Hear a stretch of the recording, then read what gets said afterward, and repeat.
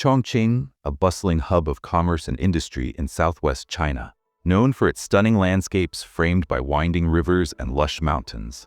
It's a city where tradition meets modernity, a place of beauty and opportunity. Zhang Bo, a 23-year-old young man who crossed paths with Chen Meilin through a mutual friend. From the moment they met, Zhang was captivated by Chen, and his feelings for her grew quickly. Chen came from a family deeply rooted in scientific research. Her parents were both respected figures in the field, reflecting a household that valued education and intellectual achievement. Zhang, on the other hand, came from a very different background. His family struggled financially, and his father, a laborer, had recently passed away. Zhang hailed from the rural outskirts of Gailun town in Chongqing City. Despite having no formal education beyond primary school, Zhang was described as tall, handsome, and sharp-witted. These qualities helped him earn a living as a salesperson, a job he took on shortly after finishing school. But while Zhang's charm and intelligence opened doors for him, they couldn't bridge the gap between his humble beginnings and the world Chen inhabited. However, Chen's family valued educational qualifications highly, seeing them as a cornerstone of a successful life. For them, Zhang's lack of higher education was a red flag, and Chen wasn't initially interested in pursuing a relationship with him. But Zhang was persistent, pursuing her with a determination that was hard to ignore. Over time, Chen began to see him in a different light. She noticed his intelligence, thoughtfulness, and ambition, qualities that slowly won her over. Eventually, she agreed to become his girlfriend. Their relationship seemed to be moving forward smoothly until, just 3 months later, Chen discovered she was pregnant. It was unexpected, and the news brought a wave of uncertainty. Zhang, however, assured her that he would respect her decision. He promised to marry her if she chose to keep the child and swore to take full responsibility for supporting their new family. His words struck a chord with Chen, who saw them as a sign of his maturity and commitment. She was deeply moved, convinced that Zhang was a responsible man who would stand by her side. Chen's parents, however, were far from convinced. Given the stark differences in their family backgrounds and social standing, they had always been cautious of Zhang. But when Chen revealed her pregnancy, their objections were met with a harsh reality. Reluctantly, they approved the marriage, believing it was the only way to protect their daughter's future. In Asian cultures, family reputation and education often precede individual desires. Marriage isn't just about two people coming together. It's a union of families, a bond that requires mutual approval and respect. Attraction between individuals is essential, but it's only one piece of the puzzle. Families play a central role in deciding whether a relationship moves forward, ensuring that values, social standing, and traditions align. Respect for elders and ancestral heritage is deeply ingrained in these societies, shaping the way decisions are made and relationships are formed. In many parts of Asia, particularly in rural areas of countries like India and China, families often live together in joint family systems. Here, marriage isn't just a personal milestone, it's a communal celebration, a festival that brings entire villages and extended families together. The ceremony is steeped in tradition, with rituals that honor the past while welcoming the future. In 2017, Zhang and Chen tied the knot, marking the beginning of their life together as a married couple. Before the wedding, Chen had been working, but after discovering her pregnancy, she decided to leave her job and focus on being a homemaker. This left Zhang as the sole breadwinner for the family. He worked as a salesperson at a small company, barely providing enough to make ends meet. Despite the financial strain, Zhang poured his energy into his work, determined to support his growing family. Life wasn't easy, but amidst the struggles, there was joy. The couple welcomed their first child, a baby girl named Zhang Ruishui, whose arrival brought a new sense of purpose and happiness to their home. Zhang's hard work eventually paid off when he earned a promotion, easing the family's financial burdens and giving them a much-needed sense of stability. Their family grew again the following year when Chen gave birth to a baby boy, Zhang Yangri. The house was now filled with the sounds of children's laughter, playful bickering, and the occasional tantrum, a chaotic but heartwarming symphony that made their home feel complete. For a time, It seemed that Jiang and Chen had overcome their early challenges, building a simple life full of love. As Jiang climbed the ranks at his job, he found himself rubbing shoulders with some of the city's wealthiest individuals. These encounters opened his eyes to a world of luxury and privilege, a stark contrast to the poverty and hardship that had defined his childhood. Jiang couldn't help but feel a growing sense of envy. He longed for the kind of life these people had. He wanted more than what his current job could offer, but achieving that dream wouldn't be easy. It was during this time that Jiang crossed paths with Ye Chengchen, a young woman who was helping her parents run their thriving food company. Yi's family business was well established in Chongqing, and her family was among the city's elite. Ye herself was highly educated, having graduated with a degree in economics before stepping into a leadership role alongside her father. She was composed and confident, which is everything Jiang aspired to be. For Jiang, meeting Ye was like catching a glimpse of a life he desperately wanted but couldn't quite reach. Her success and family wealth stood in sharp contrast to his own modest upbringing and struggles. As their professional interactions continued, Jiang began to see Ye not just as a business connection, but as a symbol of the life he craved. Jiang and Ye exchanged their Weibo IDs, a common practice in their professional circles. Weibo, China's popular social media platform, became the space where their initial business discussions gradually shifted into something more intimate. What started as formal exchanges soon evolved into friendly conversations, and before long, a deep friendship began to form. Ye, however, was completely unaware that Jiang was a married man with 2 children. Jiang had carefully omitted any mention of his family, presenting himself as a single, ambitious individual. As their bond grew stronger, their friendship crossed into romantic territory. They became inseparable, and Jiang found himself in a state of infatuation, convinced that he couldn't live without Ye. But Jiang's feelings were complicated. While he was drawn to Ye, his interest in her wasn't purely romantic.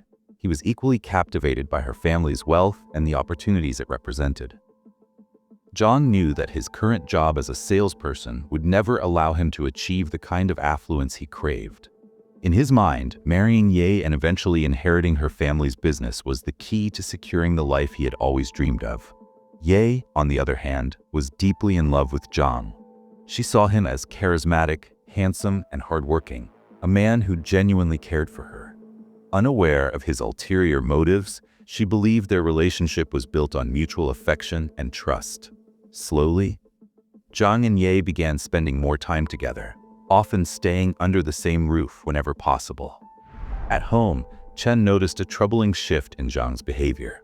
He had become emotionally distant, no longer showing the same affection toward her or their children.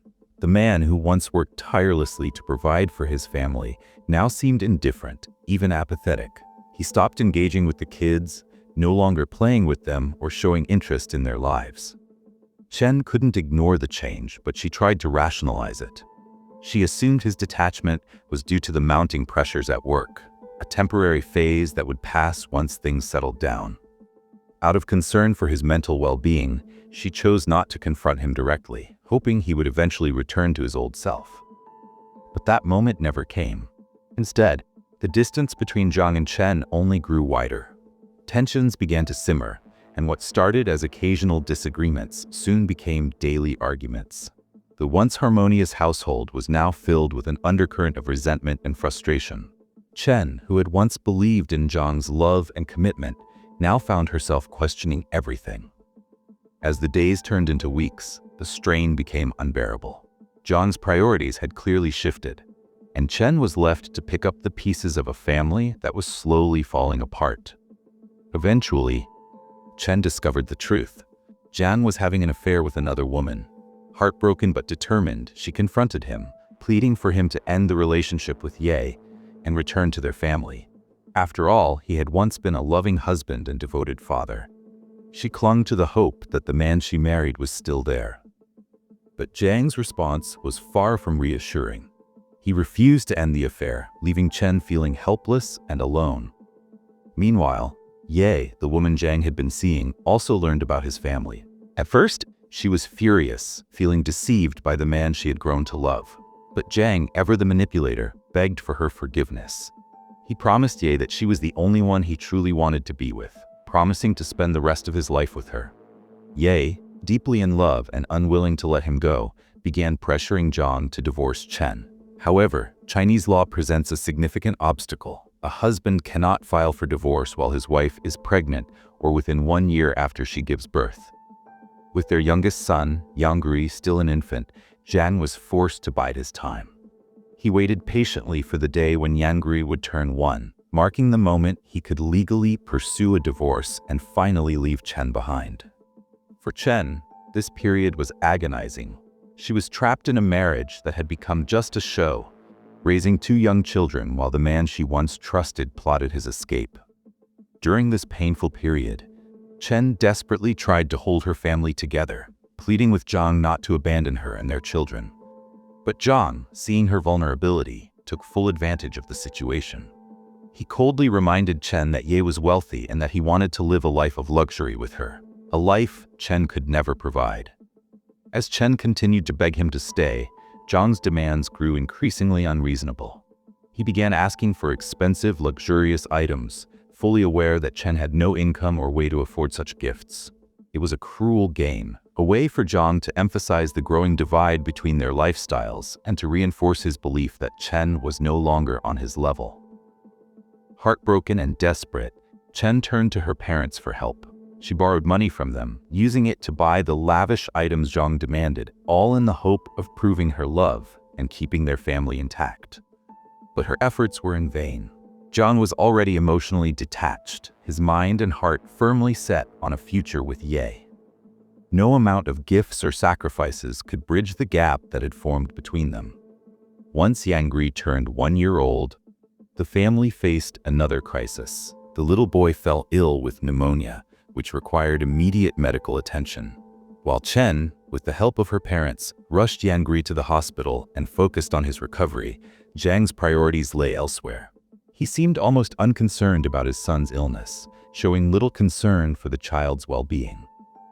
Instead, he used the hospital visits as an opportunity to pressure Chen about the divorce. For Chen, this was the final straw. As she sat by her son's bedside, watching him fight for his health, Zhang's coldness and single-minded focus on ending their marriage made her realize the painful truth. The man she had married was gone. The kind, caring husband and father she once knew had been replaced by someone she no longer recognized. There was no point in convincing him to stay. His mind was made up, and his heart was no longer with her or their children. On February 26, 2020, Zhang Bo and Chen Meilin officially divorced, just 1 month after their son, Yang turned 1 year old. Almost immediately after the divorce, Zhang erased any trace of Chen from his life. He deleted her contact information and replaced his Weibo profile picture with images of Ye, signaling his new beginning with her. The divorce settlement granted Chen full custody of their daughter, Rui Shui, while Zhang was required to pay child support.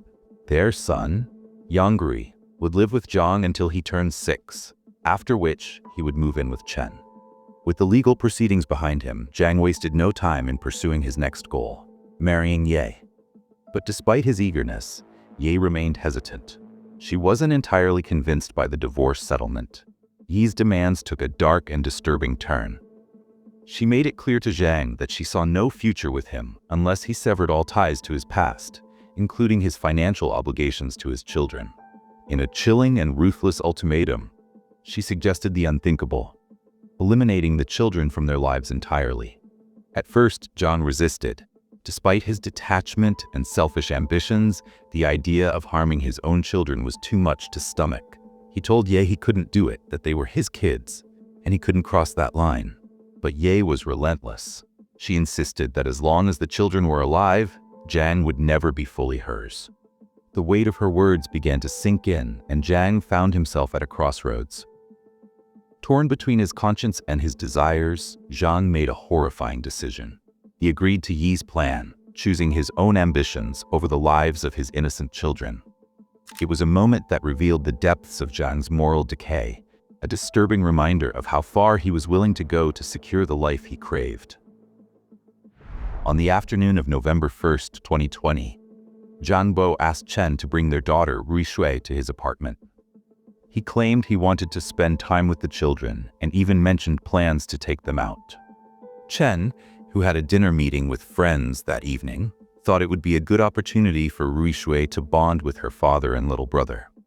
Trusting Zhang, she left Ruishui in his care and went on with her evening. However, Zhang's intentions were far from innocent. He had planned to carry out an unthinkable act that day. However, his plans were temporarily intercepted when his mother unexpectedly arrived at his apartment. She had come to spend time with her grandchildren. Knowing his mother would stay the night, Zhang left the apartment and spent the evening with Ye, delaying his horrific scheme. The next morning, November 2nd, Zhang returned to his apartment at 10 a.m. As soon as his mother left for her home, he set his plan into motion. Zhang initiated a video call with Ye, positioning himself near the window of his 15th floor apartment. He then called his children over, asking them to sit beside him on the window bay. The children, innocent and trusting, did as their father asked. In a matter of seconds, Zhang picked up both Ruishui and Yanggui and threw them out of the window of his 15th floor apartment.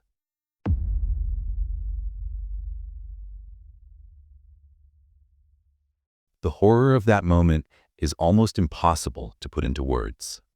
A father, the person who should have protected them at all costs, had become their executioner. Neighbors quickly gathered at the scene after the children fell, horrified to realize that the victims were Zhang's own kids. In a panic, they rushed to his apartment to inform him of the tragedy. When Zhang opened the door, he put on a convincing act, pretending to have been asleep and feigning shock at the news. His performance was calculated. He played the role of a distraught father to perfection. Accompanied by the neighbors, Zhang ran down to the spot where his children lay. There, he unleashed a dramatic display of grief, crying uncontrollably and even banging his head against the wall in apparent anguish. To those watching, it seemed like the reaction of a heartbroken parent. But beneath the surface, his actions were nothing more than a hideous charade, a desperate attempt to cover his tracks and divert suspicion. The ambulance arrived swiftly at the scene, where EMS personnel assessed the devastating situation. Ruishui, the older child, had died instantly from a severe head injury. Yanggui, the younger one, was still clinging to life, though barely. He was rushed to the hospital in a desperate attempt to save him. Meanwhile, Chen, upon hearing the horrific news, collapsed, overwhelmed by shock and grief. Police arrived shortly after and began their investigation into what appeared to be a tragic accident. During questioning, Zhang claimed he had been asleep and only learned of the incident when neighbors woke him up. But from the very beginning, his story raised red flags.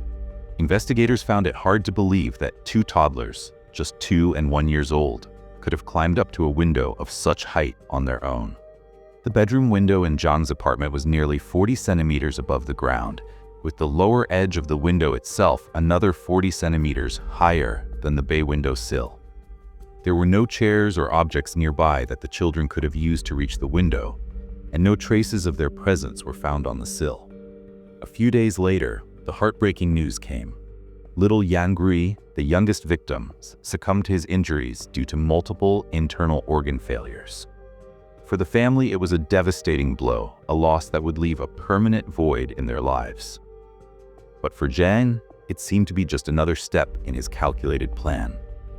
As the investigation continued, Zhang's story began to unravel. During further questioning, he slipped up, contradicting his earlier statement. Unlike his initial claim of being asleep, he now told police that he had been eating in a separate room at the time of the incident. This inconsistency raised serious suspicions, confirming to investigators that Zhang was hiding something and that he was likely behind the horrific act. Determined to uncover the truth, police dug deeper into Zhang's background. They examined his digital footprint, focusing on his communications with Ye Chengchen. What they found was shocking. Thousands of text messages exchanged between Zhang and Ye on WeChat. These messages revealed a disturbing plot. Yi had been relentlessly pressuring Zhang to eliminate his children, describing them as a burden and insisting that she could not marry him unless they were gone.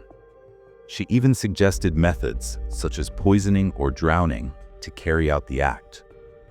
The police meticulously reviewed Zhang's mobile activity logs, piecing together his actions before and after the incident. They analyzed who he had contacted, his location data, and even restored deleted chat histories.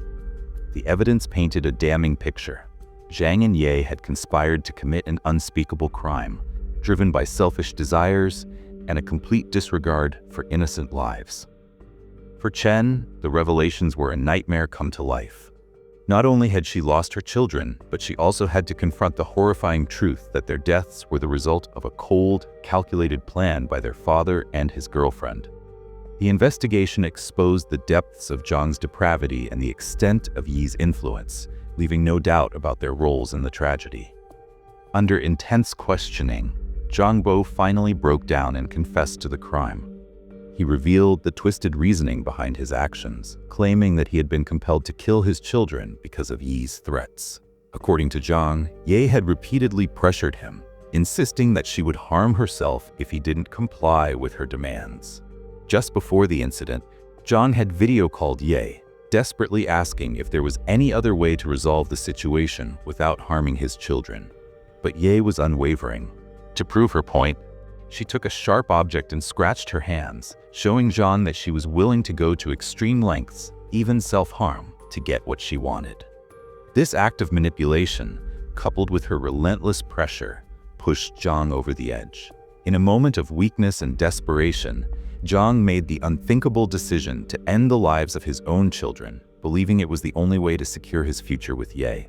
The fate of those innocent little angels was sealed not by chance, but by the cold, calculated actions of two adults who placed their own desires above the lives of the most vulnerable. For Chen, this revelation was yet another layer of heartbreak. The thought that her children's lives were sacrificed for such selfish motives was almost too much to bear. In November 2020, police arrested Zhang Bo and his girlfriend, Ye Chengchen, after concluding that the deaths of the children were not accidental, but the result of intentional homicide. The case sent shockwaves through the community, and the legal proceedings that followed would be closely watched by the public. The first trial took place on July 26, 2021.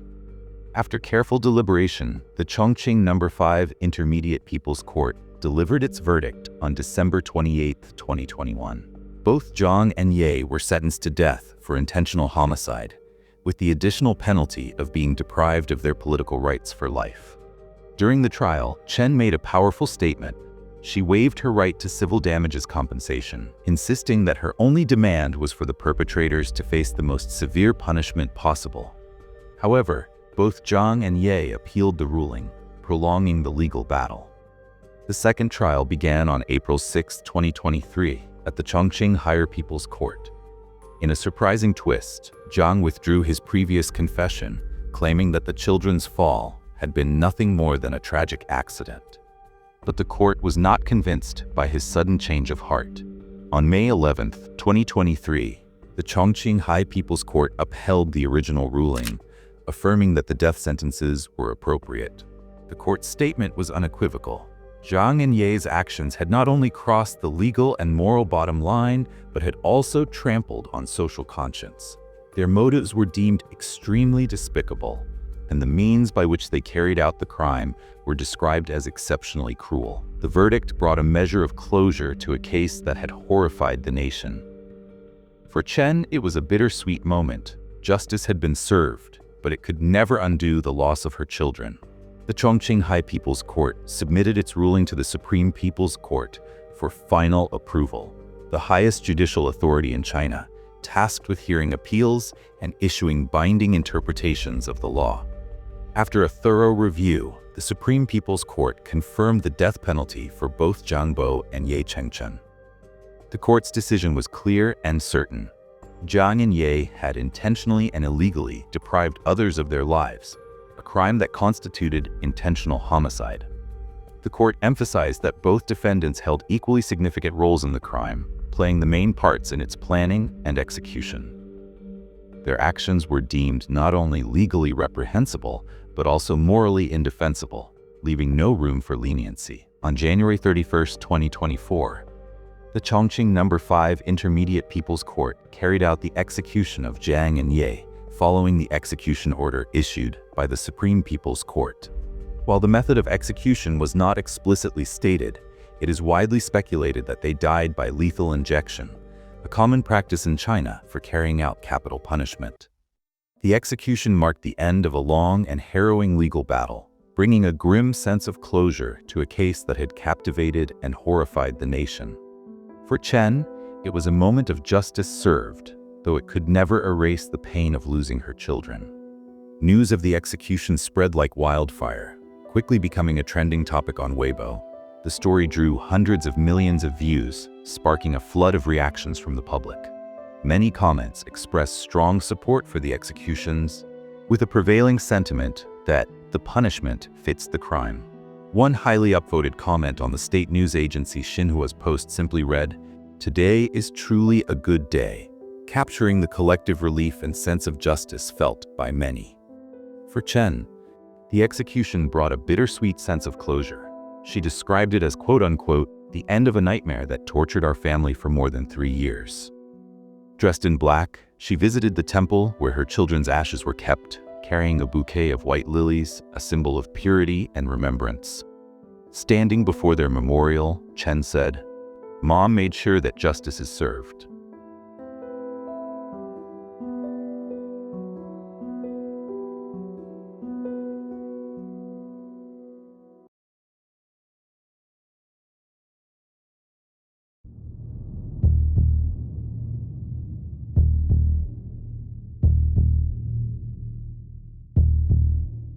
Great Baddow, a village near Chelmsford, Essex, in the southeast of England.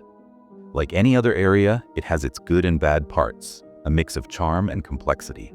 Crime rates here are considered average to decent, as long as you steer clear of certain estates.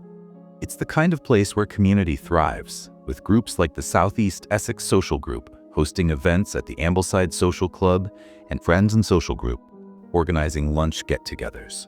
In this village, on Pump Hill, lived John and Lois McCullough alongside their youngest daughter, Virginia. Their home was a quiet haven, but their lives were anything but ordinary. John McCullough, at 70 years old, retired from a long career as a business studies lecturer, most notably at Anglia Ruskin University. He was known as a caring, hardworking man, with a love for education, writing, golf, and snooker. He was also the kind of person who could light up a room with his jokes. But beneath his cheerful exterior, John faced significant health challenges: hypertension, type 2 diabetes, high cholesterol, and glaucoma. John leaned heavily on his daughter, Virginia, for care and to manage the family's finances. He trusted her completely, often giving her money and granting her full access to his accounts. Despite his struggles, John maintained a routine, meeting a close friend every Friday at the local White Horse pub. Lois, who was 71, was the heart of their home. A homemaker who poured her love into her family. Described as kind, caring, and thoughtful, she had a deep passion for history and an even deeper love for her grandchildren. They were, as many would say, the light of her life. But Lois's life wasn't without its shadows. She battled anxiety, agoraphobia, and obsessive-compulsive tendencies. Her agoraphobia kept her largely out of the public eye, making her a familiar yet elusive figure in the community. This was the McCullough family, a couple cherished by those who knew them, living a life marked by both love and struggle. But as we'll soon discover, their story takes a turn that no one could have anticipated. John and Lois McCullough lived a quiet life in their home on Pump Hill in Great Baddow. Their youngest daughter, Virginia, moved back in with them in 2018 to take on the role of caregiver as her parents' health began to decline. Despite their age, John and Lois were far from reclusive. They were well-known and well-liked in their neighborhood, actively participating in community events and maintaining warm relationships with their neighbors and even nearby store employees. Their outgoing nature made them familiar faces, the kind of couple everyone in the community seemed to know. Virginia wasn't their only child, though.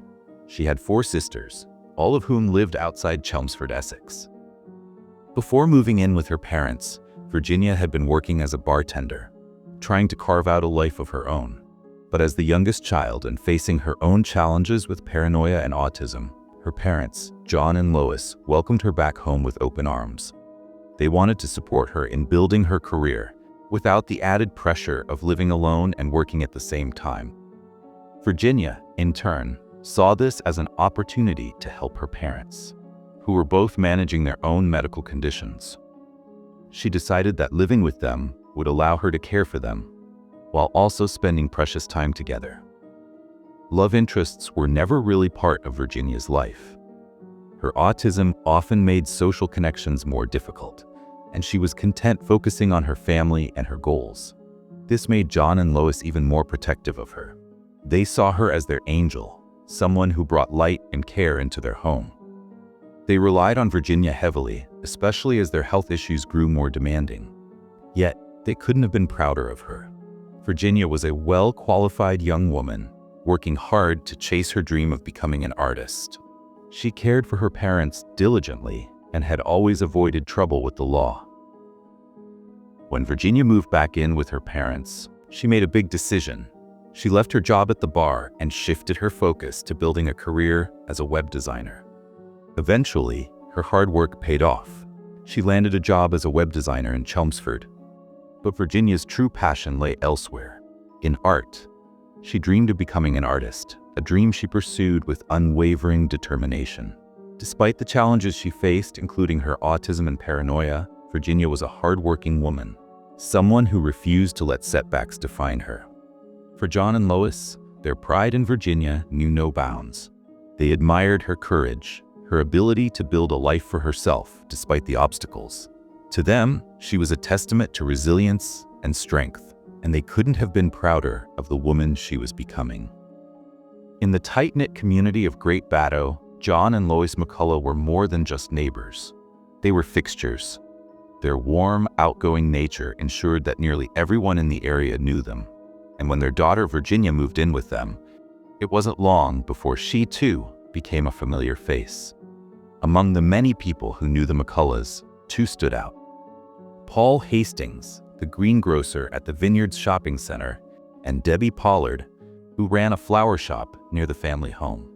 John and Lois shared a special bond with these two, engaging in daily chit-chats and building a friendship that felt more like family. John, in particular, was a regular at Paul's shop, stopping by multiple times a day during his visits to the shopping center.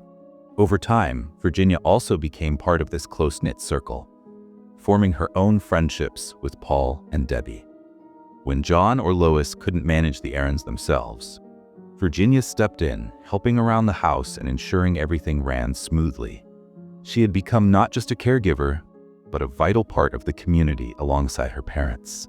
For the McCullough family, life, though not without its struggles, was peaceful. Virginia was navigating challenges at her job as a web designer, while John and Lois were grappling with their declining health.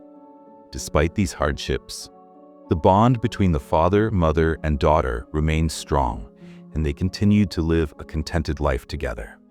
But then, something unusual happened.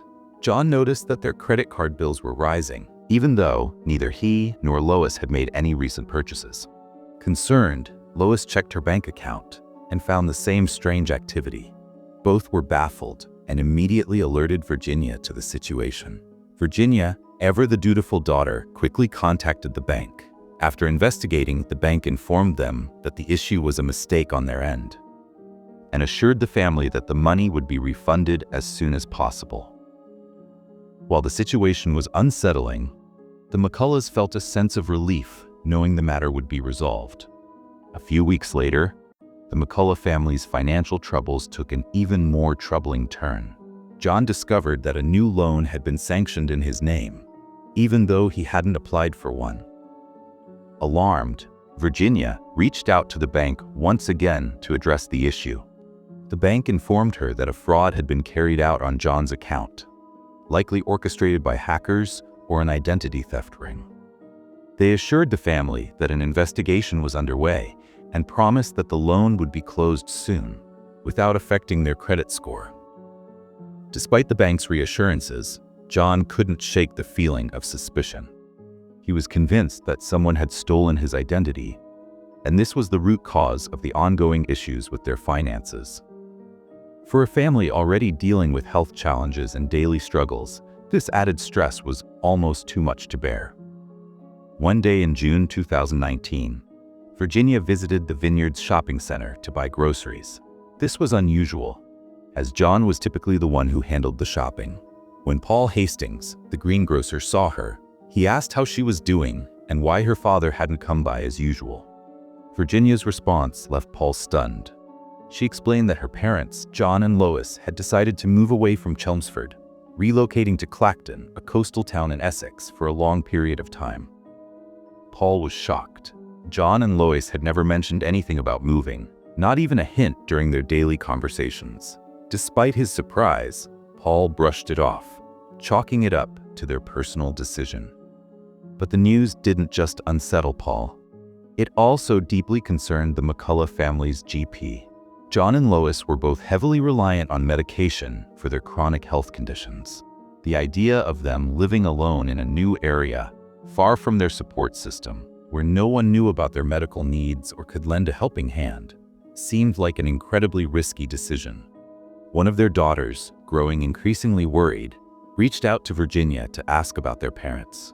But Virginia, just as in the dark as everyone else, had no answers. It was as if John and Lois had disappeared into thin air, leaving behind a trail of questions and unease. A few days later, on June 18, 2019, a glimmer of hope appeared. Lois reached out to one of their daughters via text message, finally breaking her silence. The message was simple but reassuring. "Your dad and I are at the seaside in Walton this week, Mom." Later that night, another message followed. "Good night, Mom." The texts were a relief, but they also raised eyebrows. Lois and John had told Virginia they were moving to Clacton, yet Walton, a seaside town just under 10 miles away, was where they now claimed to be. The change of location didn't seem like a big issue at first, but it added another layer of confusion to their already mysterious disappearance. For the family and friends who had been worrying about John and Lois, these messages provided a small sense of comfort, but they also left unanswered questions. Where were they really? And why had it taken so long for them to reach out? And then, it happened. Good evening.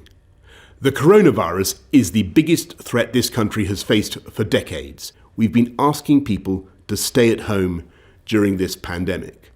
The COVID-19 pandemic swept across the globe, and the UK went into a full lockdown. Overnight, the world changed. People were isolated in their homes, cut off from their communities, and left to navigate the uncertainty alone. For the McCullough family, the lockdown added another layer of mystery. John and Lois, who had already seemed to vanish when they moved to Clacton, were now completely unreachable. They weren't contacting their friends or neighbors in Chelmsford, not even their daughters. Years passed, and the world slowly returned to a semblance of normalcy after the pandemic. But for Virginia, life was anything but normal. She was now living alone in the family home, completely isolated from the outside world. This isolation was starkly different from her life before her parents, John and Lois, had moved to Clacton. Virginia, who had once been a caring daughter and an active member of the community, now seemed to have withdrawn entirely. The GPs who had cared for John and Lois in Chelmsford remained concerned about their well-being. They reached out to Virginia, hoping to get updates on her parents' health and safety. But Virginia, unusually uninterested, didn't engage with them. Her lack of concern baffled the doctors. It was as if she had lost all interest in her parents' well-being. A stark and unsettling contrast to the devoted daughter they had once known. As time went on, the mystery surrounding the McCullough family deepened. Virginia had been canceling John and Lois' regularly scheduled GP visits on their behalf, leaving their healthcare providers increasingly uneasy. The GP hadn't seen or heard from John and Lois in a long time. John had failed to collect his medication, and neither he nor Lois had attended their scheduled appointments. Each time the GP inquired, Virginia offered a range of excuses, but her explanations only heightened concern. While Virginia had always been a bit eccentric, the GP never imagined she would seemingly neglect her parents' well-being. This sudden shift in her behavior was alarming, and it led the GP to suspect that something was terribly wrong. His concerns became serious enough to require action.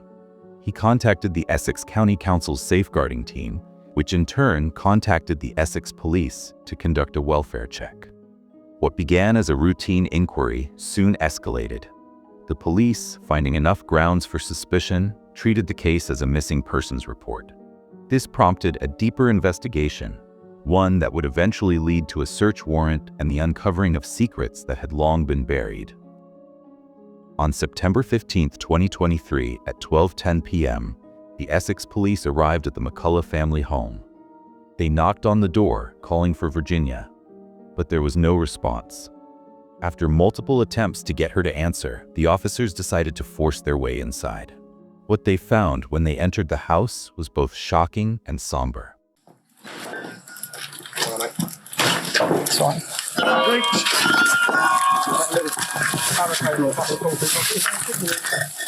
No one in here at the moment. Hold on. The police. Got it. Stay where you are. Stay where you are. Stay where you are. Show your hands. Yeah. Jenny? Yep. Jenny? Oh. The time is 12:12. You're under arrest on suspicion of murder against Jonathan McCullough and Elias McCullough. Virginia was inside, alone. As seen from the body cam footage of the Essex police, she was arrested on the spot, suspected in the murder of her parents. But what happened next was even more startling. Immediately after her arrest, Virginia made an unbelievable confession. Can we go in there for a second, just so I can tell you something about what's in there? Yeah. And then Just tell us the only something reason I about said I need to tell you something about what's upstairs on the top floor as well. It's fine. Yeah, okay. Is it in here okay? Yeah. Yes, mind your feet. So obviously Yeah. Honestly, I'm not that dangerous. No, it's fine. I know, but obviously I've got to be careful. My dad's body's in there.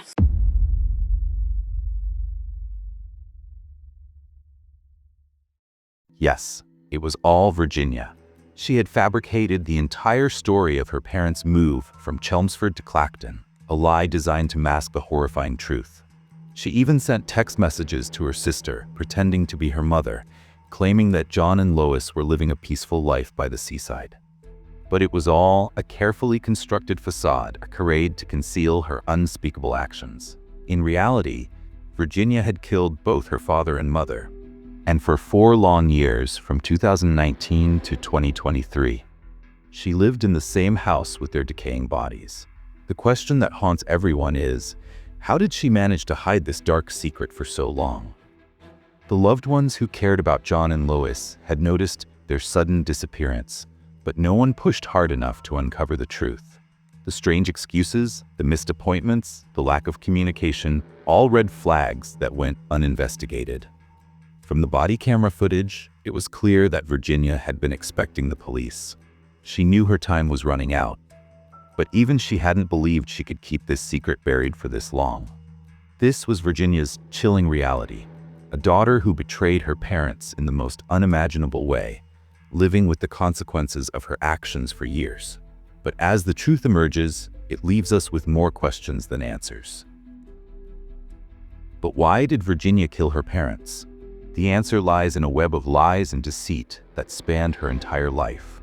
Virginia had always portrayed herself as a successful web designer, but this too was a fabrication. In reality, she had no job at all. While she had once worked as a barmaid during her time living alone, her life after moving in with her parents was built on falsehoods. Every day she would leave the house, pretending to go to work, but no one knew where she actually went. Behind the scenes, Virginia was drowning in debt, fueled by an addiction to gambling and reckless spending.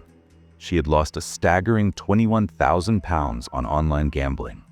And to cover her tracks, she used her parents' credit cards to make purchases, blaming the charges on bank errors, hackers, or scammers.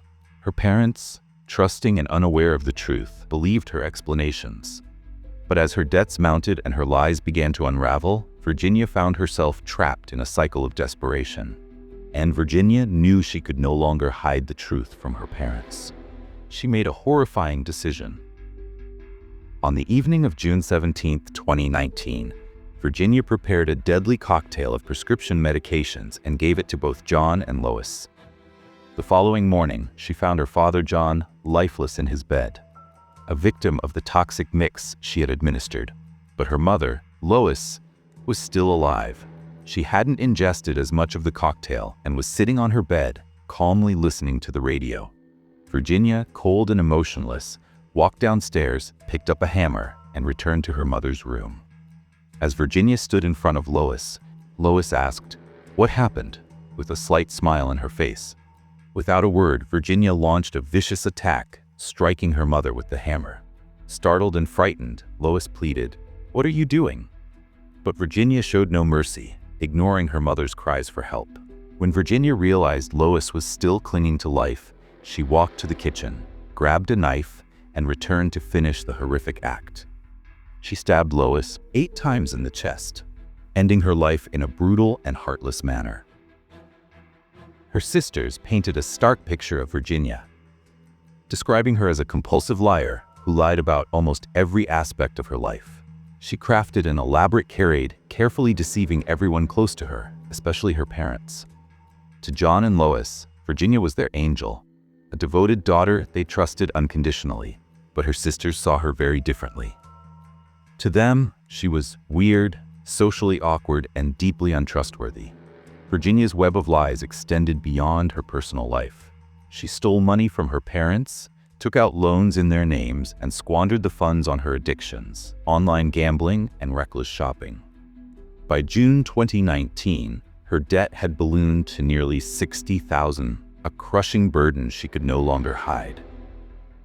Virginia moved back in with her parents under the guise of caring for them, but instead, she exploited their trust and kindness in the worst possible way.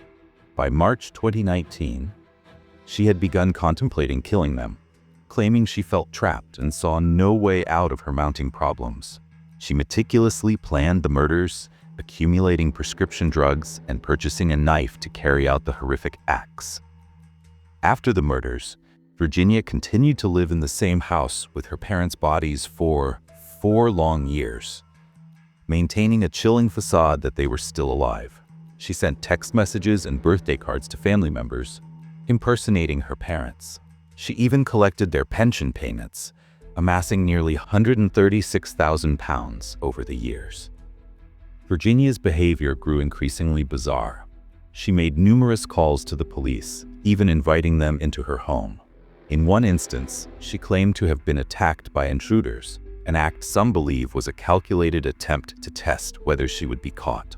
During her arrest, Virginia confessed to the murders without hesitation. She calmly directed officers to the bodies and murder weapons. John McCullough's body was found in a makeshift tomb Virginia had constructed in his downstairs study, made of breeze blocks and blankets. His body was wrapped in a sleeping bag and covered with 11 layers of materials. Lois McCullough's corpse was stashed in an upstairs wardrobe, hidden behind sleeping bags and duvets. She had been placed inside plastic packing material, and the wardrobe doors were taped shut and blocked with concrete blocks. Throughout the legal proceedings, Virginia appeared eerily composed, showing little emotion. At one point, she even told officers, "Cheer up, at least you've caught the bad guy." During court hearings, it was revealed that Virginia had been diagnosed with paranoia and autism, though her lawyer chose not to use these diagnoses as excuses for her actions. Neighbors described Virginia as a fairly eccentric person, an oddball who stood out in the community. She was often seen wearing a maternity dress with a fake pregnancy bump, a peculiar choice that baffled those around her. She would also give unwanted food and gifts to neighbors, small acts that seemed kind but were tinged with strangeness. Virginia's actions were driven by self-preservation and personal gain. She killed her parents to cover up her theft and continue profiting from their money. The judge presiding over her case noted that she cared more about money than humanity, an observation that underscored the depth of her moral decay. In 2023, Virginia made a startling statement to Paul Hastings, saying, "The police are after me. They think I killed my mom and dad." Hastings found the comment odd but didn't suspect her. Her eccentric nature made it easy to dismiss her remarks as another quirk. Virginia McCullough was handed a life sentence with a minimum term of 36 years before she could be considered for parole, while the judge, Mr. Justice Johnson, contemplated imposing a whole life order. He ultimately opted for the minimum term, taking into account her guilty plea and cooperation during the investigation. The judge specified that McCullough would serve at least 36 years behind bars, meaning she would be in her 70s before becoming eligible for release. Even if granted parole, she would remain on license for life, with the constant threat of being recalled to prison if she violated any conditions. It was also noted that McCullough had already served some time on remand, leaving her with 34 years and 341 days remaining before she could be considered for release. The court ruled that the motive behind the crime was financial gain, as Virginia McCullough killed her parents to cover up her theft and profit from their assets. The judge emphasized that the fact the murders took place in the family home was a significant aggravating factor, adding to the gravity of the crime. Virginia's defense attempted to argue childhood emotional neglect, but the court dismissed this as irrelevant, given the murders occurred in her 30s. While the court acknowledged her mental health conditions, including autism, personality disorder, and psychosis, it ruled that these did not lessen her culpability. Her lawyer suggested that her autism might explain some of her actions, but the court countered that while it could account for her detached confession, it did not justify the killings. Virginia's guilty plea reduced her sentence by 4 years, though the court questioned the sincerity of her remorse, citing the years of deception she employed to cover up her crimes. Heart-wrenching victim impact statements were read aloud, revealing the profound devastation caused by Virginia's actions. Lois's brother, Richard Butcher, expressed his profound loss and disbelief, emphasizing the torment Virginia inflicted through her deceit. Other relatives spoke of being devastated and bereft, describing the ordeal as a living nightmare and condemning Virginia for her laziness and greed. Mr. Justice Johnson revealed chilling details during sentencing, stating that Virginia had tested drugs on her parents without their knowledge in the days leading up to the murders. He remarked, "You think more of money than you do of humanity." Referencing the murder of Lois McCullough, he said, "Her last conscious moment was the realization that you, her daughter, had launched a murderous attack on her."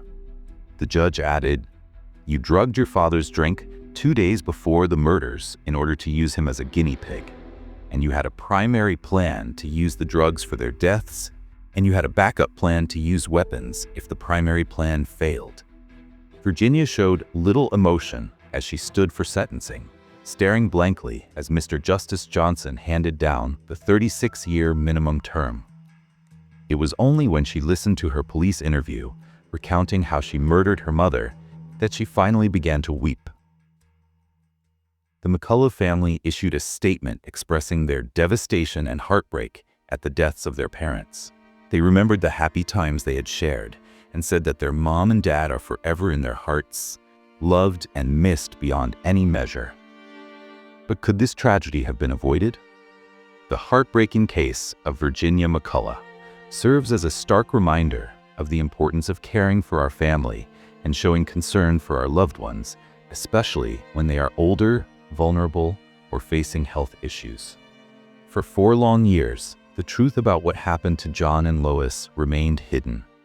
A period of time that begs the question, how long can we stay disconnected from those we love? How long can we go without speaking to them, without truly knowing how they are or what is happening in their lives? This case is a painful wake-up call, a reminder that blind trust can sometimes lead to devastating consequences. It teaches us to listen to our instincts, to question suspicious behavior, and to never take things at face value when something doesn't feel right. Vigilance, communication, and genuine care for our loved ones are crucial. This tragic story underscores the need to stay connected, to check in regularly, and to act if something seems amiss. By doing so, perhaps we can prevent such heartbreak from happening again.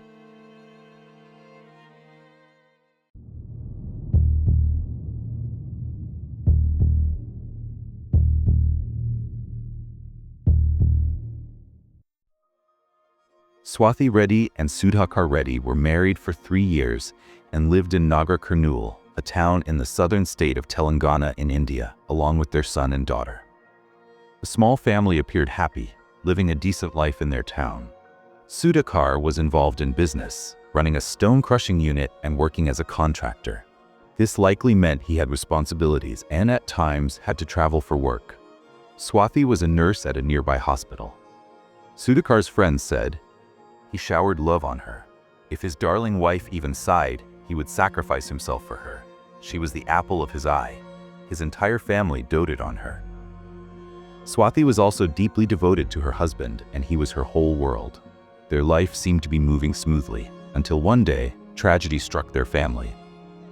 On November 27, 2017, during broad daylight, 4 unknown men invaded their house and attacked Sudhakar by throwing acid on his face. Swathi was in the kitchen, and when she rushed to the living area where Sudhakar was sitting, she found him in agonizing pain as the 4 men fled the scene. Swathi immediately rushed Sudhakar to a nearby hospital. While he was out of immediate life-threatening danger, the severity of his burns required specialized treatment. The hospital referred them to another facility in Hyderabad, which specialized in treating acid burns and could perform the necessary plastic surgery for his face reconstruction. Swathi informed Sudhakar's family about the horrific incident, leaving both families in shock. They all rushed to the hospital, and the police were called to investigate what was now being treated as an attempted murder. Since Sudhakar was the only one who had seen the attackers and couldn't speak due to his injuries, the police questioned neighbors to gather any leads.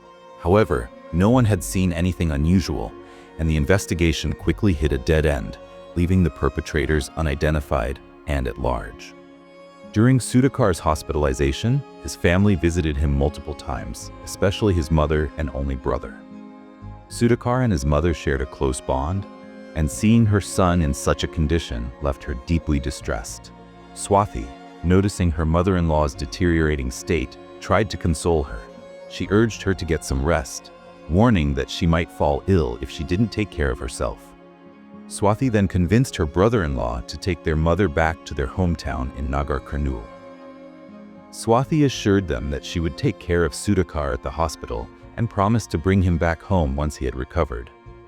Hearing Swathi's affectionate and caring words, Sudhakar's mother felt somewhat relieved and agreed to return to their hometown, trusting her daughter-in-law to look after her son. Days passed, and Sudhakar underwent facial surgery at the hospital. The doctors were able to partially restore his appearance, bringing back some semblance of his old face. Sudhakar's family had paid $500,000 Indian rupees for the procedure, a significant sum, but one they hoped would help him recover both physically and emotionally. When the news of the successful surgery reached Sudhakar's mother and brother, they rushed to the hospital to see him, bringing along his favorite mutton soup. However, upon seeing him for the first time after the surgery, his mother was struck by how different he looked. Though she had prepared herself for the changes, she still struggled to recognize her son. Despite her inner sadness, she masked her emotions, not wanting to upset Sudhakar further after all he had endured. She showed him the mutton soup, a dish he had loved since childhood, and served it on a plate with care. But to her surprise, Sudhakar blatantly refused it. This reaction left her puzzled and heartbroken, as it was a stark reminder of how much he had changed, not just physically, but emotionally as well. Sudhakar's mother was taken aback by his refusal, and though she tried again, he remained adamant about not having the soup. She decided not to push him further, but the incident left her deeply unsettled. She couldn't understand why he would reject something he had always loved. She remembered how, in his childhood, his face would light up whenever she served him mutton soup. Perhaps, she thought, this was part of the trauma from the acid attack or a newfound fear of hot liquids. After all, just a day before the attack, Sudhakar had slipped and fallen down the stairs at home, adding to his physical and emotional strain.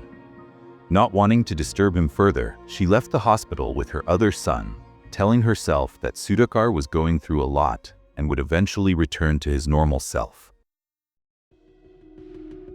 But Sudhakar's brother saw things differently, and his suspicions grew stronger. This suspicion became the turning point in the case, leading to the revelation of a dark truth. He approached the Nagar Kurnool police and shared his concerns. The police, taking his suspicions seriously, launched an investigation to determine their validity. What they uncovered would shock everyone involved.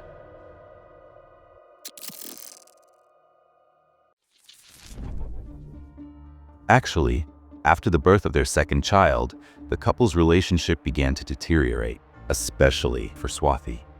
While Sudhakar continued to love her deeply, Swathi's feelings for him had started to fade.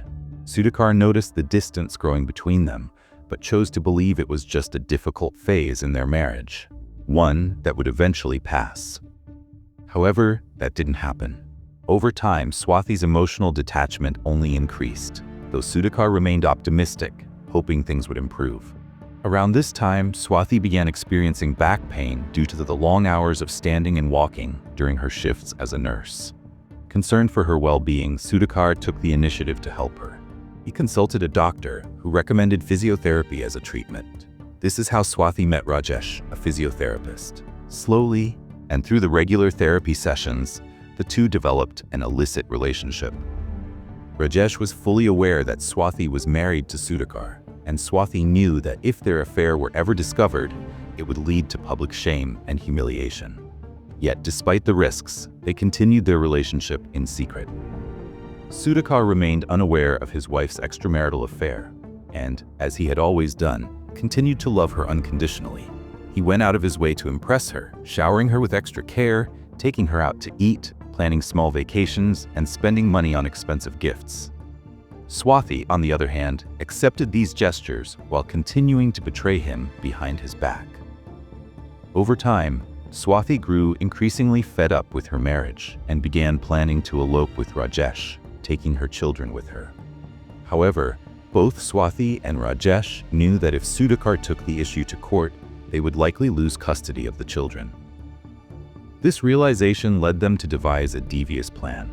Swathi drew inspiration from an Indian movie called Yavadu, in which the main character undergoes a face transplant to assume the identity of another person. Inspired by this, Swathi proposed a plan to Rajesh. They would first eliminate Sudhakar from their lives and from the world itself. Then, Rajesh would disguise himself as Sudhakar, taking on his identity in front of everyone around them. But how? Swathi proposed that Rajesh's face would be burned with acid, without endangering his life, and then undergo plastic surgery to make him look like Sudhakar. Rajesh was initially shocked by the plan. The idea of permanently transforming his face, enduring the pain of an acid attack, and risking a life sentence if caught was overwhelming. At first, he declined. However, Swathi was adamant, and through constant manipulation and pressure, she eventually convinced Rajesh to go along with the plan. By this point, Sudhakar's fate was all but sealed. As part of their scheme, Swathi began researching hospitals that offered facial surgery facilities. She personally visited these hospitals, inquiring about facial transplants and the associated costs. Once they had gathered the necessary information, the next step was to eliminate Sudhakar. On November 26, 2017, Swathi and Sudhakar were alone at their house when Rajesh arrived at their home from the back door without Sudhakar noticing. Together, Swathi and Rajesh attempted to strangle Sudhakar and hit him with a wooden log. However, their plan failed when one of Sudhakar's employees unexpectedly arrived at the house. Rajesh fled the scene before the employee could see him, while Swathi quickly shifted gears, pretending that Sudhakar had fallen down the stairs and needed to be rushed to the hospital. After receiving treatment, Sudhakar was released from the hospital the same day. Feeling a growing threat to his life, he asked one of his cousins to stay with him for the day. However, for reasons that remain unclear, Sudhakar chose not to reveal to anyone that he had been attacked by his wife and her boyfriend. Some speculate that Sudhakar's silence stemmed from his lingering optimism about their marriage. He may have believed he could still change Swathi's mind and restore their once happy life. Others suggest that he feared the consequences of exposing her actions, knowing that involving the police could lead to significant domestic conflict and social repercussions for Swathi. Whatever the reason, Sudhakar's decision to remain silent would have devastating consequences. But that decision would prove to be the worst and final one Sudhakar ever made. Fearing exposure, Swathi and Rajesh decided to complete the first phase of their plan the very next day. On November 27th, Swathi asked Arvind, Sudhakar's cousin, to leave the house, claiming she needed privacy for her family. As soon as he left, Swathi administered anesthesia to Sudhakar through an injection. She had purchased the anesthetic from a local doctor in Nagar Karnool earlier that day. Once the anesthesia took effect, Sudhakar fell unconscious. With Sudhakar incapacitated, Swathi and Rajesh carried out their plan. They hit him on the head with an iron rod and a crowbar, and then smothered him with a pillow, ensuring he was dead this time. After confirming his death, they took steps to dispose of his remains. They moved Sudhakar's body into the boot of Rajesh's car and drove more than 40 miles to a forest in Nagpet. There, they burned his body and dragged the skeletal remains into the bushes, attempting to erase all traces of their crime. Immediately after disposing of the body, they moved to the next phase of their plan. Once they returned home, Swathi took the acid she had purchased earlier and began carefully applying it to Rajesh's face. She taped and wiped the acid with precision, ensuring no vital organs were damaged.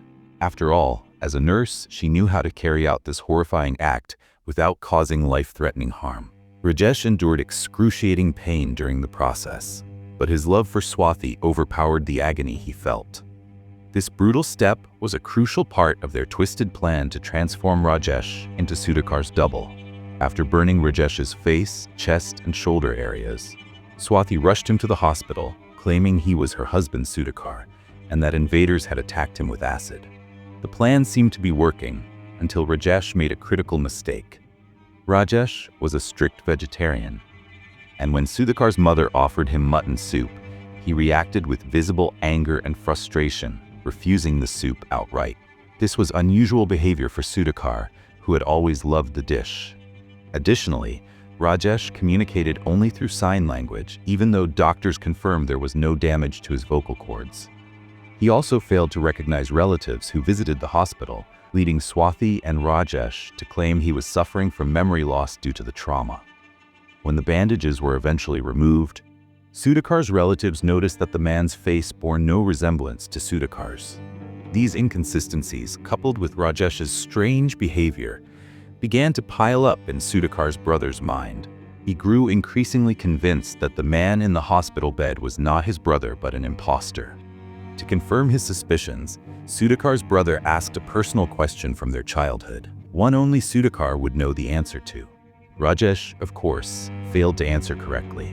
When Swathi intervened, telling him to leave Sudhakar alone to rest, it only deepened the brother's conviction that she was involved in something sinister.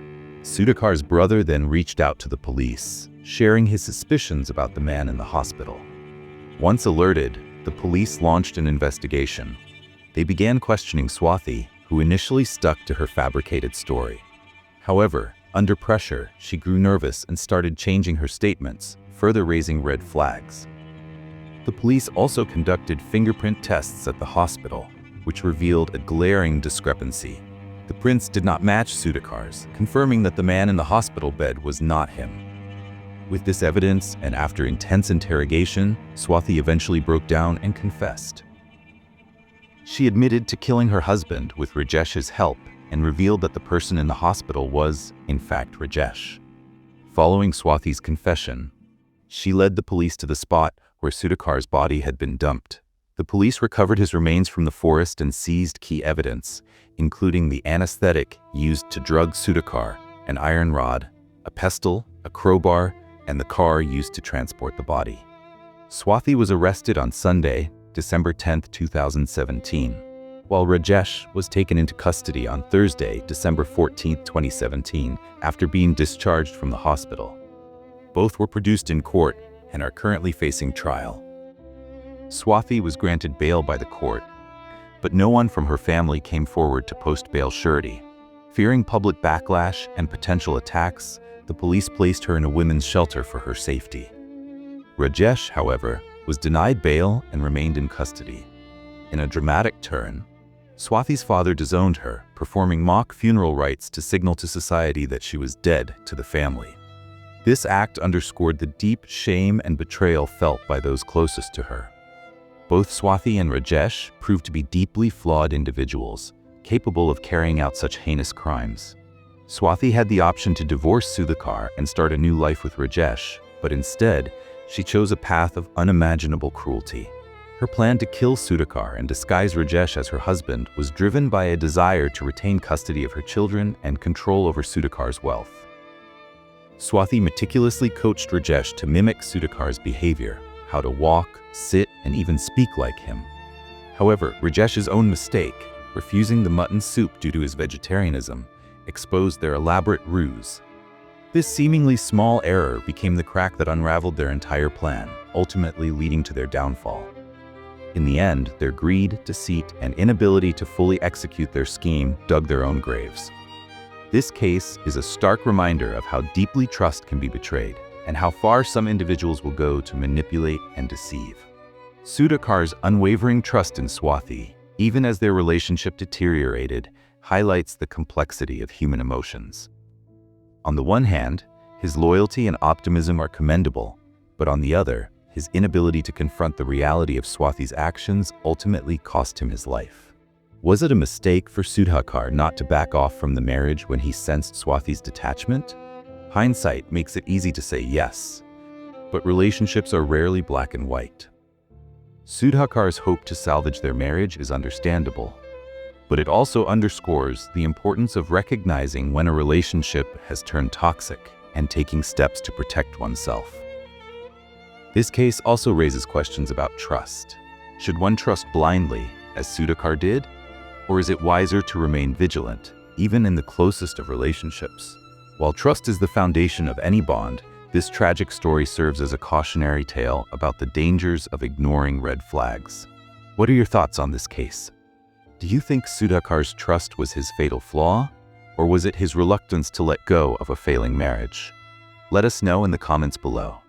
And if you found this case as intriguing as we did, don't forget to like and subscribe for more deep dives into true crime stories. Thank you for watching.